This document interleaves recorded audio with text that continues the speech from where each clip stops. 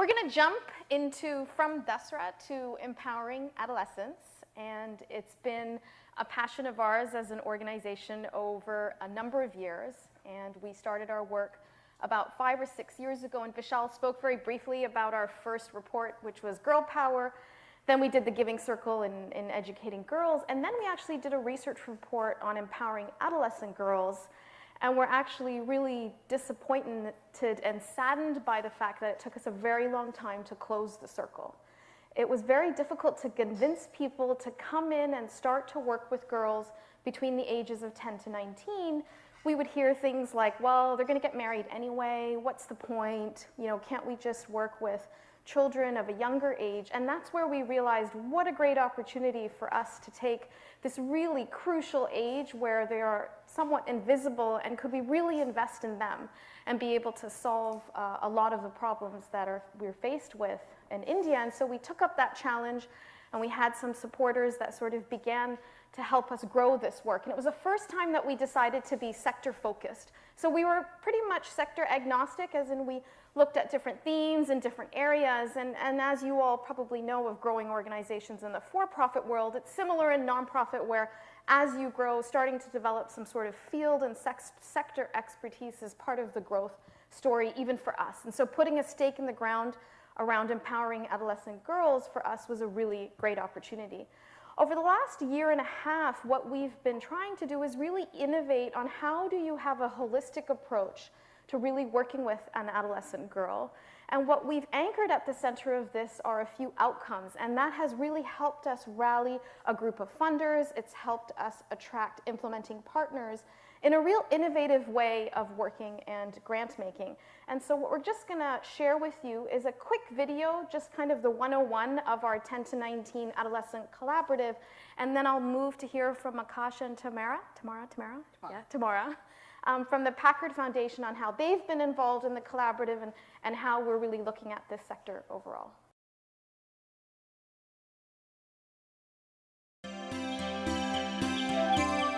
Almost half of India's adolescents today are making it through to secondary school with aspirations for a better tomorrow.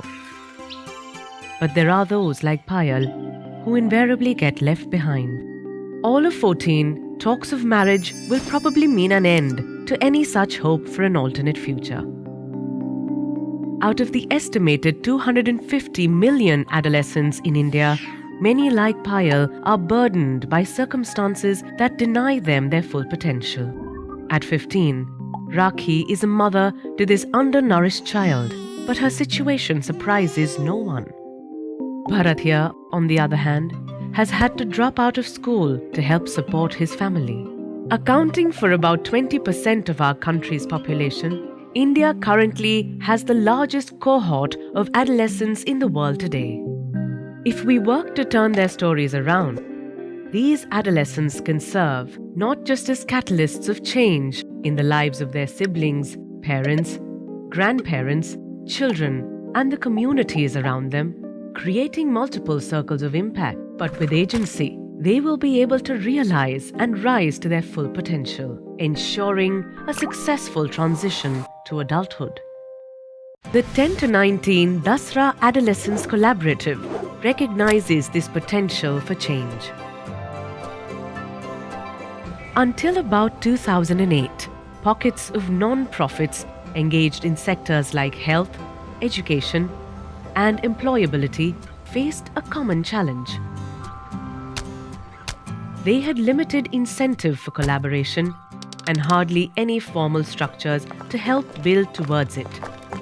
Recognizing this gap, 10 to 19 took the crucial step of aligning funders, non-profits, technical experts, and government organizations to partner and work in collaboration in a bid to bring about positive and sustainable change. From a space till now constrained by segregated funding, the collaborative facilitated a shift that was unique in many ways. The collaborative today aims to reach 5 million adolescents over the next 5 years and channel over $50 million. Evaluation, learning, and robust monitoring have always been important for the collaborative. But now, years of research have led the collaborative to its 4 measurable outcomes, those that encapsulate the biggest challenges adolescents face today. First, supporting adolescents to complete secondary education. Second, ensuring adolescents build agency and self-efficacy. Third, delaying their age at marriage. And fourth, delaying age of first pregnancy or birth. So, how does this collaborative plan to work?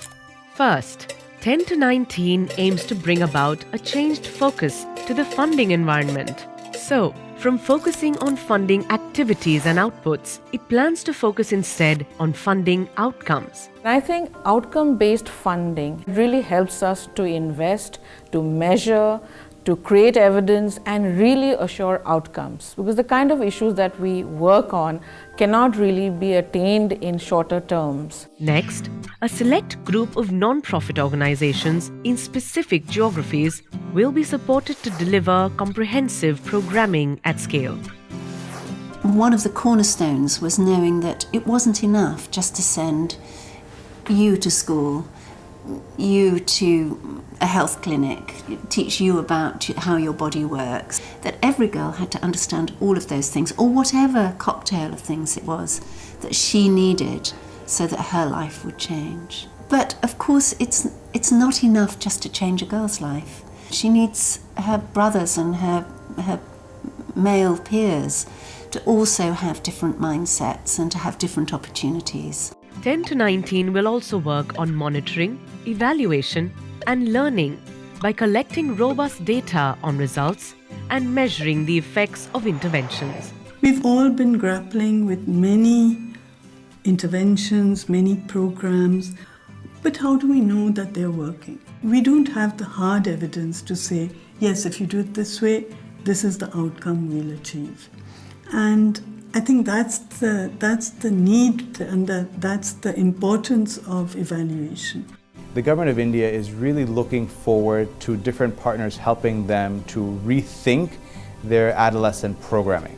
And so rigorous data, rigorous evaluations from this 10 to 19 collaborative will also serve as a roadmap for the government of India to rebuild and restructure their adolescent health program.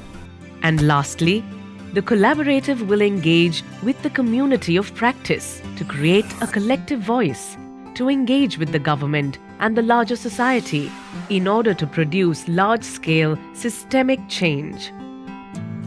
What's also very important is to ensure that there's normative change, that we change the mindset from the ground up through social behavior change communication, as well as top down from policy, as well as governmental institutions, and bridge that gap. And that is where the community of practice comes in.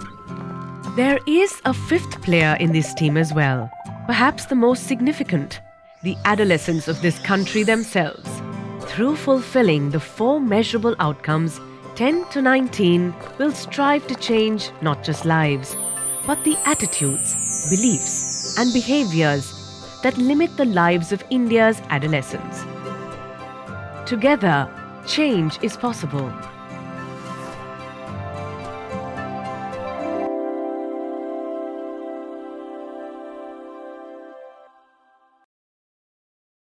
I know it probably seems very obvious to you that, this is not a big deal and maybe it's just common sense, but frankly, to actually begin to convince foundations and funders and partners to actually engage on this collaborative isn't just common sense. And what I'm really excited is to have the both of you here with us to share your perspective and to start with tomorrow, because the Packard Foundation honestly have been pioneers in supporting adolescents, girls' work, and perhaps some of it started with maternal health or sexual reproductive health. But give us a sense of your journey, but also how you see that fitting in with the collaboratives as we've presented and you're participating in. Sure, we're so delighted to be participating and to be here. So our journey is a long one. The Packard Foundation has been around since 1964, and one of our first grants was made to Planned Parenthood in the United States. We long have supported comprehensive sexuality education with a gendered lens. We've supported contraception and family planning and abortion, and those have been fundamental issues for our work, and we like to think about it as a continuum of issues. And so as we have been doing this work, really pretty early on, we started thinking about young people because they're absolutely critical. If you're going to look at a trajectory, you've got to start early. And you've got to start early with education, with prevention, and frankly, putting a young person at the center of care. So it's been quite a while that we've been thinking about a couple of things. One is young people as recipients of services. So we think about, where do girls and boys go to get information, but then to get contraception, to get an abortion, and are those services youth-friendly? Are they going to make them feel like they want to show up and show up again?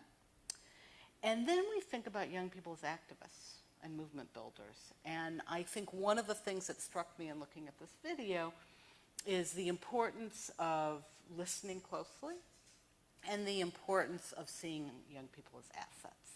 So those are two things around the collaborative that we're really quite proud of that are interwoven together as we think about what matters for young people in India. Mm-hmm. And Akash, do you want to just help also give your perspective? And as Tamara's saying, young people at the center, and they started a lot of pioneering things in the U.S. that sometimes don't always translate immediately in the Indian context, but give us a bit of the flavor there as well. Sure. So one of the things, there are two things actually. One thing which we realized very early on when we were talking to many non-profits who were working with adolescents was that young people have a lot of solutions, and they are dying to sort of go out and implement those solutions. It's really the adults in their lives that are really the people who are stopping them from going out and exploring that potential. So very early on we said, if young people need to have agency, we really need to start with the teacher and the educator, and not just teachers who can go out and deliver great content, but teachers who can build strong relationships with young people, who can really give them the opportunity to try and fail and start again. So one of the focus areas that we had was really how do we bring a mind shift in teachers to really start giving young people the opportunity to really succeed. And the other side is really how do you empower young leaders who are in schools to be the solutions, which means that young leaders, there are Bal Sansads in schools, which are these leadership groups that can go out and solve problems, whether it is stopping marriage because they know what's happening in the community. They can go out and really create solutions around creating joyful spaces in schools. So how do you really give young people the opportunity to be the solution versus saying, I'm going to change your life? And I think that shift is key to making sure that they build, we nurture that I can mindset for young people. So. Keep going for me. I think it'll be nice for folks to hear a bit about your own journey and, why did you start something like Quest Alliance that has now landed with working with the teachers? Give us some of that perspective. Sure. So I think as a young person myself, I was, I failed my 9th grade and, was almost at the verge of dropping out in some sense, really wanted to, become a chef, but ended up doing economics and statistics because of my parents, wanting to put me into a formal system. One thing that I experienced as a young person was when I actually became a youth facilitator in college, peer educator, and the power that experience gave me to when you start teaching and empowering others is when you're actually changing your life. And I think that experience was instrumental in me feeling like I want to connect to more young people. I was part of a larger youth organization which had a network across the world. So I went on exchange programs, getting other young people motivated to come and work in India on issues of young people. So I think that sort of early stage college experience sort of changed my perspective, and that led to really, I went spent a couple of years in Istanbul with Microsoft, directing their, being part of their corporate citizenship program to learn a little bit about how corporates think and invest, which helped me make a transition to India to start Quest in 2006 when I was 24. Is this a typical story, Tamara, of kinds of leaders you guys have funded in the foundation? Do you see the landscape changing a bit? And it's a great story. We see a broad landscape. I think one of the important things to do is to really look out for leaders like this. So we fund youth leaders really throughout India. We have a whole cadre of young people from all of the countries where we fund. We've been working in India for about 20 years, mostly in Bihar. And so we try to really spend a lot of time listening and trying to identify youth-led organizations. One of the organizations we've recently funded is called the Feminist Approach to Technology. And it's youth-led, it's youth-inspired. They've recently become passionate about ending child marriage, and they're creating film and video and social media around these issues, and it's really exciting to watch. so I think there's growing momentum, and you've probably heard this as well, Akash, that there's a lot of support now in driving youth-led organizations. And I'm just a bit skeptical that here you have someone like Akash that potentially is struggling with, or even myself in my old age struggling with growing an organization and thinking institutionally. Are we setting this up for failure in a way? Like, is it really going to be the youth-led organizations that are going to bring the solutions? Is it a combination of things? Tell me a little bit more, because it's not like there's a whole environment providing the capacity building to, even us, forget about youth. You're so right. You're so So why right. is this happening? And, I also think, one of the things that you said made me think it's so important not to put this all on a young person's shoulders. On the one hand, we really want to identify and support young people. We want to help grow their organizations and let them lead and let them guide us. But we also have to be really good advocates. So one of the things Packard does is try to support services and programs, but also policy advocacy and organizing, and at the same time shifting social norms, so that there is a community surrounding a young person that actually thinks about supporting them and saying, wait a minute, the norm in this community is not going to be getting married at 14, having a baby right away. The norm is going to be going through school, having aspirations, delaying early marriage, delaying early pregnancy. And so it's really having several approaches. And I think one of the complexities of funding in this area is there's not one magic bullet.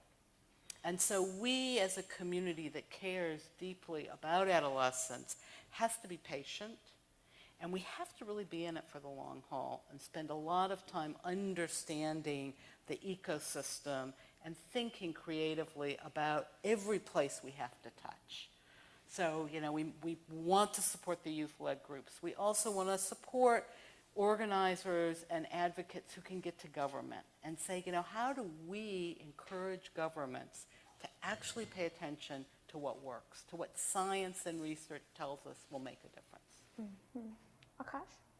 I think it's important to look at the process of youth leadership as not necessarily building organizations only, but also as an opportunity to drive the change at the field level. And in the process, you change, the young person changes. So it's not as much in my mind as sort of building youth-led organizations as much as giving opportunities to young people to be that change. And that approach really is what empowers the young person versus saying, let's give you life skills or let's give you digital literacy. You got to get them into the real world, ask them to solve real problems, and that's the approach. They may not become big organizations, but I think the opportunity that we create is the value that is unlocking their potential. And how have you, over the years, convinced very, traditional funders to move into this space? I was mentioning earlier it was been a real struggle for us when we first did our, adolescent girls circle.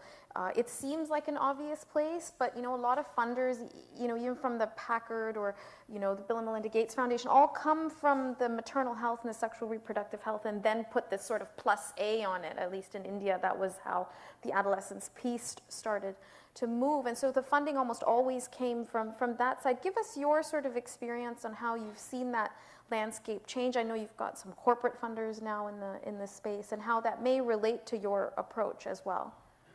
Sure. So very early on, we were lucky to have the International Youth Foundation, which is a global nonprofit based in Washington, D.C., to really help incubate our organization. So the first 3 years, they really worked with us on building a strong digital curriculum to train teachers, to also give us the right M&E tools to measure impact.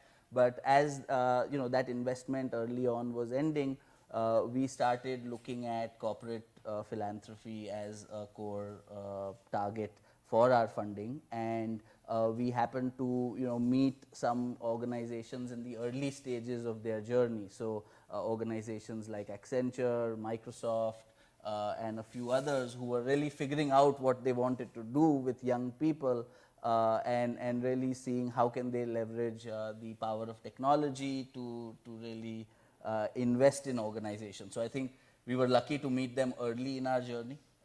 Based on that experience of the first 3 years of working with them, where they were investing not just in building our capacity, but really also our partner capacities, we were able to build a template of how do you really engage technology companies based on the technology skills that they bring to the table, the volunteering that they bring to the table, as well as funding. So that template really helped us take the funding we were getting to more companies and say this is how organizations like Accenture and Microsoft are supporting us, and that got more money. Money follows money, so we ended up getting about 15 other technology companies. It helped that we were in Bangalore, so that kind of helped us have that access and proximity to funders who believed in using technology to train teachers, to train young people, and really build out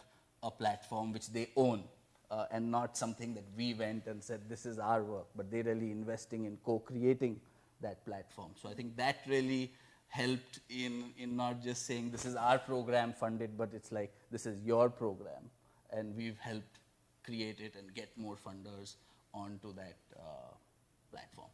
And Tamara, do you see this landscape having changed over time, where someone like Akash and his organization being able to engage these kinds of corporates with a sort of technology play, for lack of a better word? Give us a sense of how have you seen from the Packard lens that sort of landscape changing, or is it kind of the same old? I think it's slow to change. The traditional philanthropy is not so simple, and governments aren't so simple, and neither are corporations. But I think inch by inch it is changing. Sometimes it's enlightened self-interest. Sometimes it's the global goals that we're challenged with, like the Millennium Development Goals and issues of maternal mortality. And so that's a safer issue in a way, but it's something that drew a lot of people in. And so you sometimes have to go where people are and then pull them along and bring them to your passion. But I do think it's shifting, and I think probably most critical of all is a willingness to say we're going to grapple with hard issues, and we're going to listen to young people, and we might not always like what we hear. So, if you really go out and talk about what young people want to talk about, a lot of times it's sex, a lot of times it's positive sexuality. And we as adults might start to squirm in our chairs, but we've got to sit tight and say, wait a minute, let's listen to their lives and their experience and think about how we can move with them. And we might not always be doing what we want to be doing, but we might be adapting to their culture. Do you agree, Akash? Do you think it's the same? Everyone in India is thinking about sex? Well, we have too many people, but probably they're doing a lot. No, I think I agree to the point of listening to the young people and what they really want, and I think one of the stories that I have through that is, you know, how the platform economy of the Ubers and Olas of the world is changing the work landscape as well in the country, and that means that young people can actually enroll on websites to offer their services as beauticians, as plumbers, as many other services which are home-based services. And as we go out and promote such opportunities to young people, it's the again the parents or the principals of those colleges who are saying that's not work, you know. So they are saying work is still going to office, working on a computer, or going and selling stuff, whether it's in a mall or other spaces. So I think young people are liking this flexibility and want to make money through the internet as a key platform to sell their services, but it's really the adults that are really stopping them from unlocking that potential that they are seeing. So yeah, so I agree. What is work? And you know, it was roti kapda makan, which was the traditional understanding of work, and livelihoods were really based on agriculture based economy that India was. Now that's shifting to some amount of roti kapda mobile, which is you know, all the work that's happening on mobile, on internet.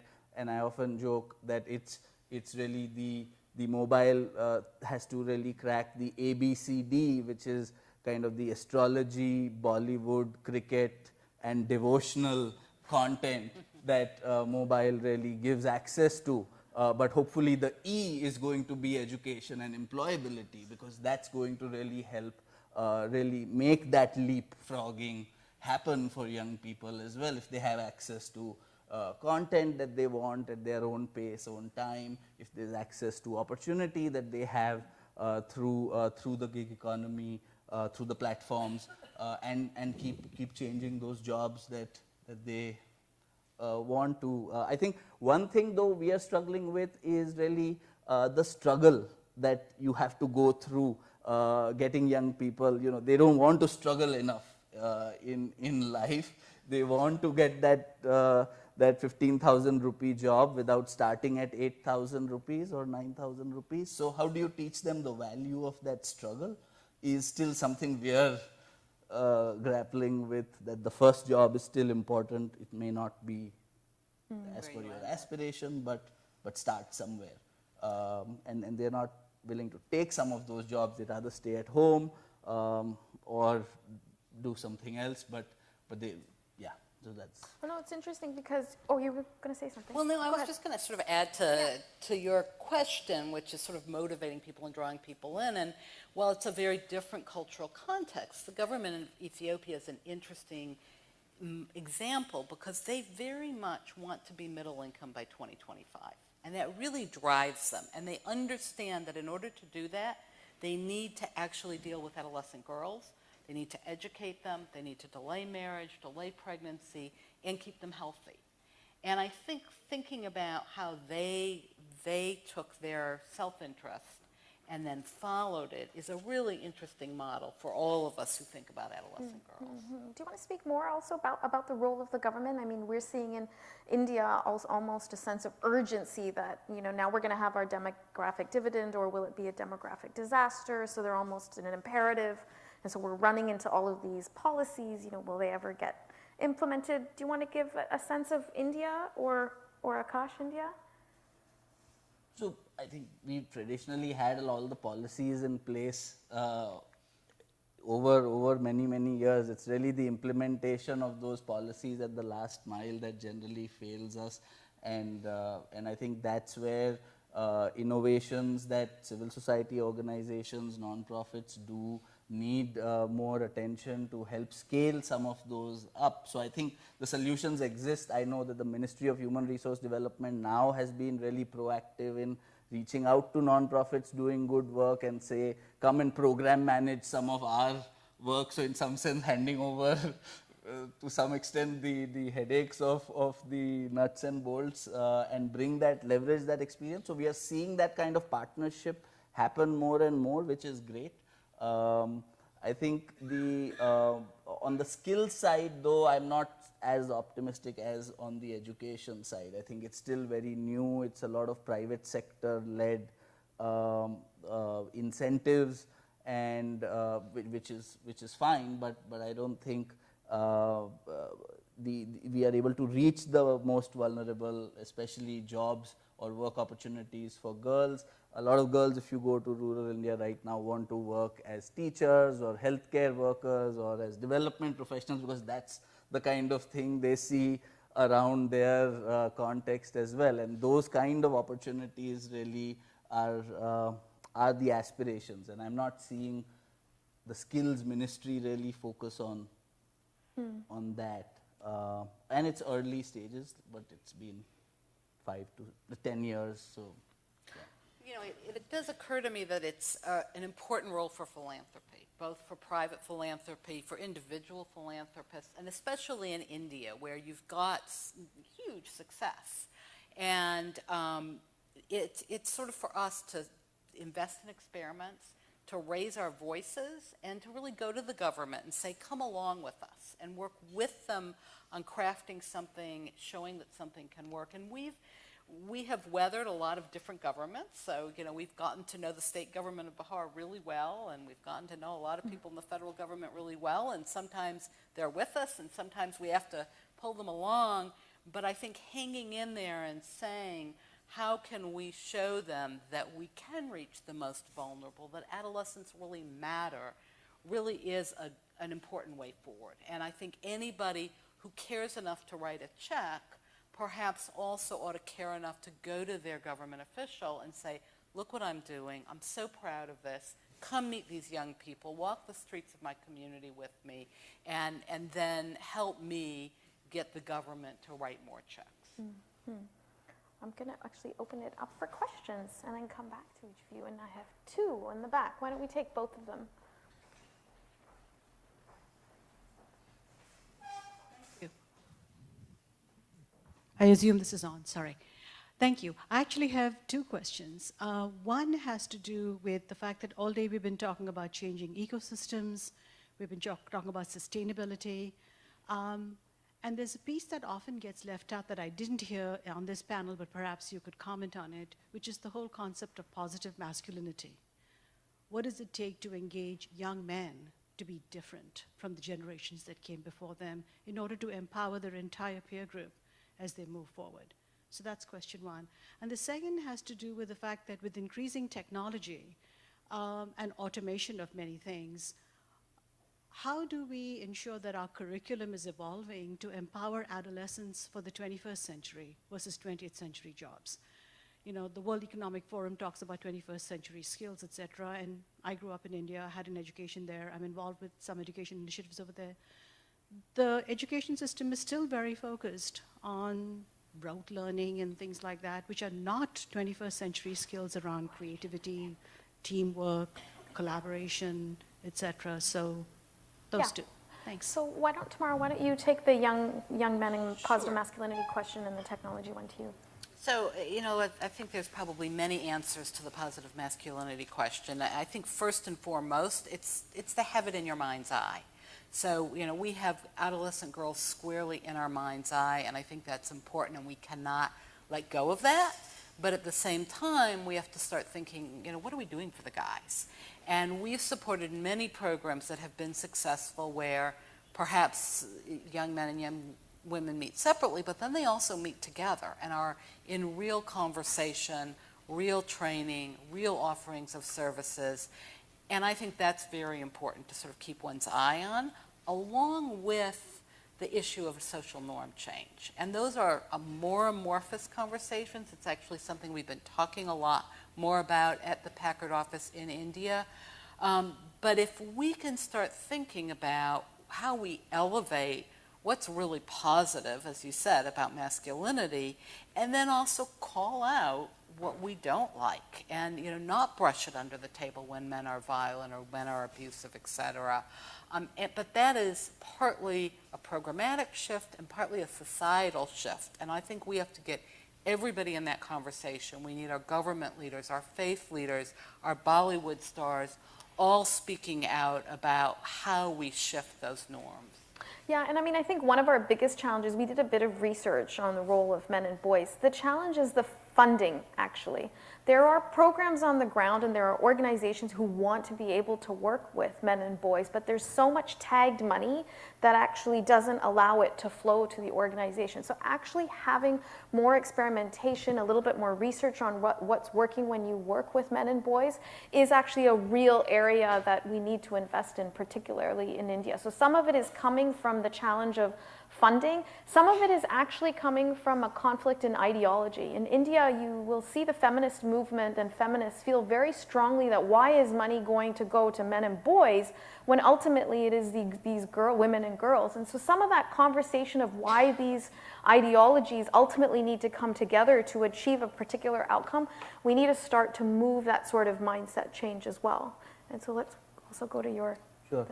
I often feel, the idea of 21st century skills was around, if we articulate it as communication, creativity, collaboration, was the point of good education even in 20th century. And it's not a 21st century phenomena. I feel that the digital literacy and being able to use digital to communicate, to express ourselves is still is probably 21st century, and how do educators really first start repurposing good education through the use of technology is really the first frontier in my mind, that it's really first the educator's role to take technology and make meaningful interactions or make meaningful processes in the classroom.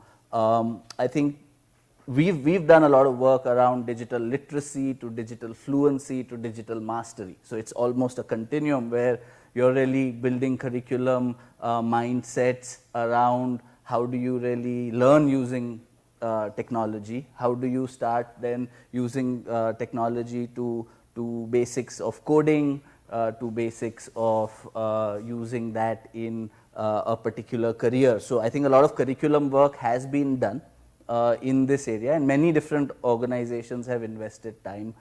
It's really the infrastructure right now in a classroom or in a school that's really a big challenge to make this happen at the last mile, where there are still limitations of both access to infrastructure as well as electricity even to make a meaningful connection. So you can provide access on the mobile, you can and people will go home and do this on their own, and you can introduce them to different tools and mindsets and possibilities is what I would say. I would just say that with automation happening, a lot of what we do as humans will likely get automated. Yes. Especially in adolescents' lifetime. Yes. So this idea of augmented intelligence, where we Yes. have machines doing certain things in an operational way, but then the humans need to do things that only humans can do. Yes. We have to augment that. So we actually did a study on the future of work and future of skills,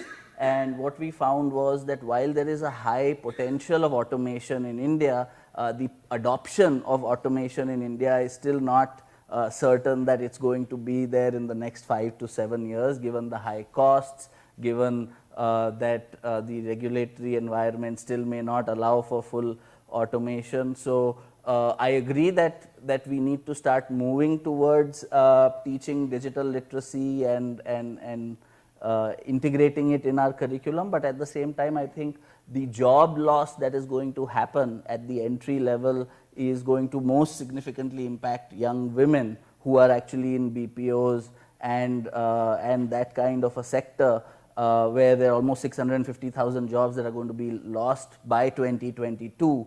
These women who are working in this sector don't have access to digital tools even at home. So 28% women have access to digital tools as opposed to 48% men who have access to them. So just even if new jobs get created, because of the platform economy, I think access to digital for women is still a big challenge, especially with the social norms, with the marriage economy being the focus.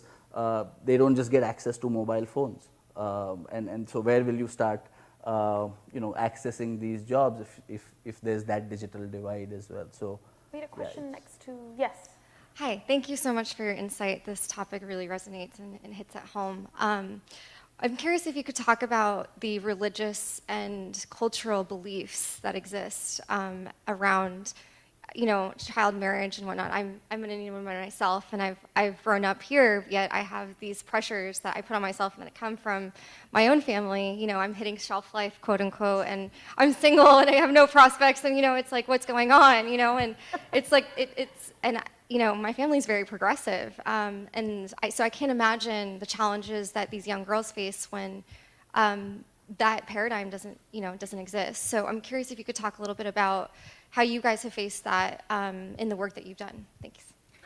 Go ahead, Tamar. Yeah. So, we've done a lot of different things and supported a lot of programs, shorter term, longer term, with a lot of research. And one of the programs we've supported is called Prachar, and it really did a lot of different things.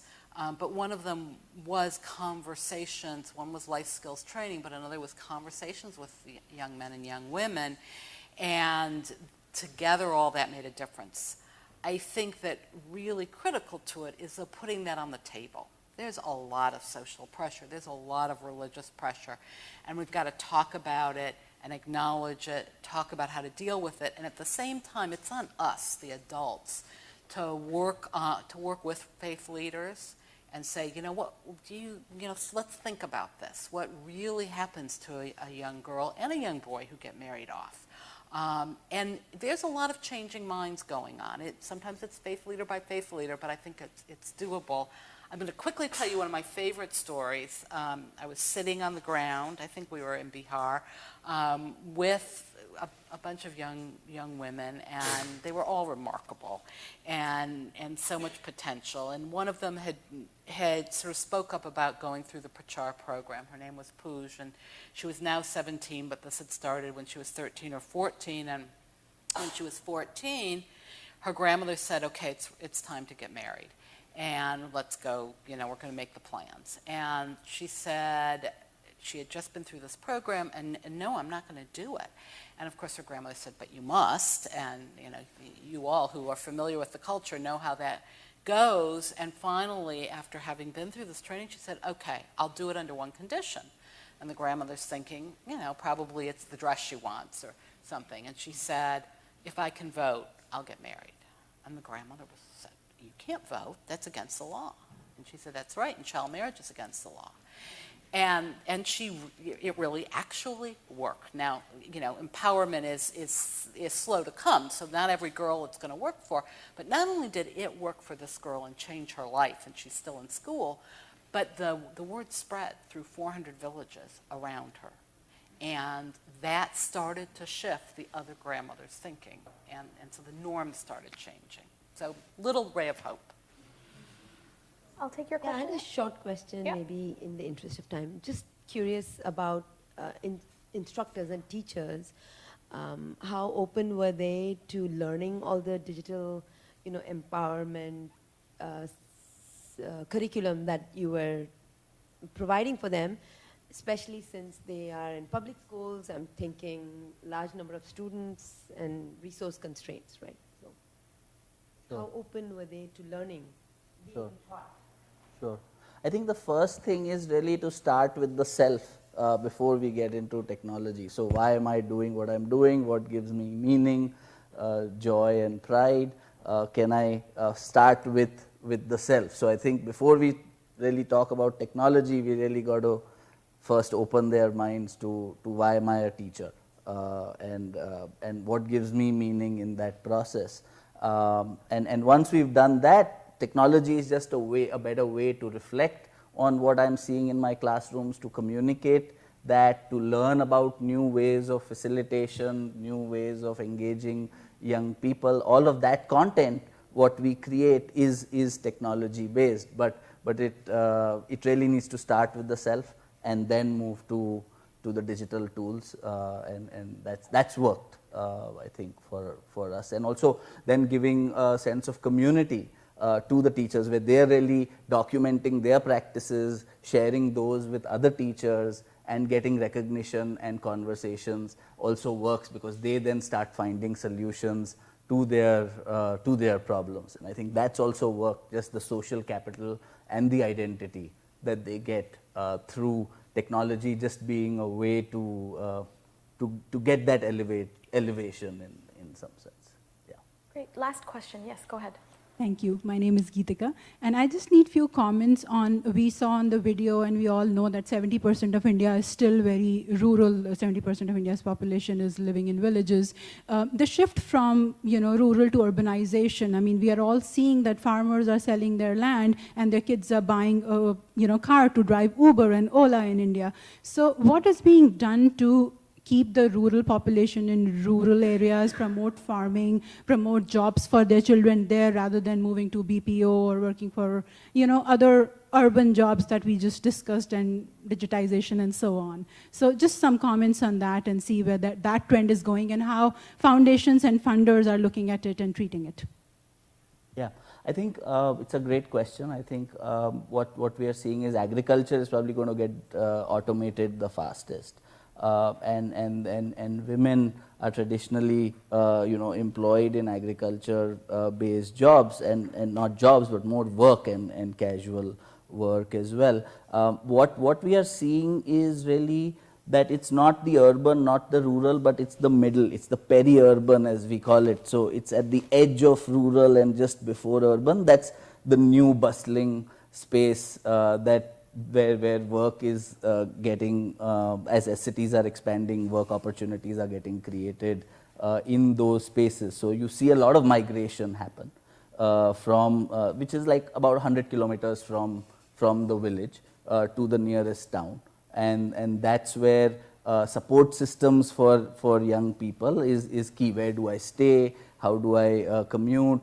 How do I get that social safety net? That's going to be critical to provide for them to be able to stay in those work opportunities that are getting created. The work opportunities are still around the new economy jobs, which could be still retail or running small internet kiosks, which could still happen at home or nearer home.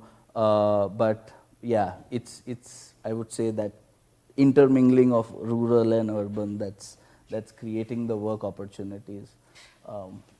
So I'll just add a little bit of a different lens on it, which is that I think one of the critical things for donors is to think about the most vulnerable and the most marginalized. And so sometimes that means going into the most urban, the most peri-urban, but it also really means going to the far reaches of rural communities and understanding how to reach those young people. And I think that's critical, and how to help them build on their strengths and assets. And one last thing, I have to say, is that I think just I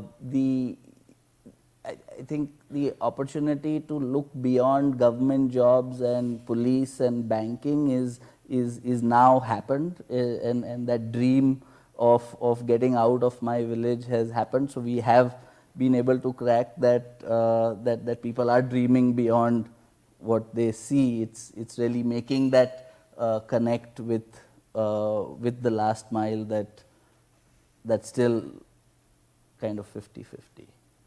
Great. Well, thank you both. We wanted to highlight the importance of investing in young people and adolescents. They are going to be the future for us here, but also more so in India to help us solve the problems. And so I hope this is just a piece of encouraging you to participate in investing in adolescents. And thank you, both of you. Thank you.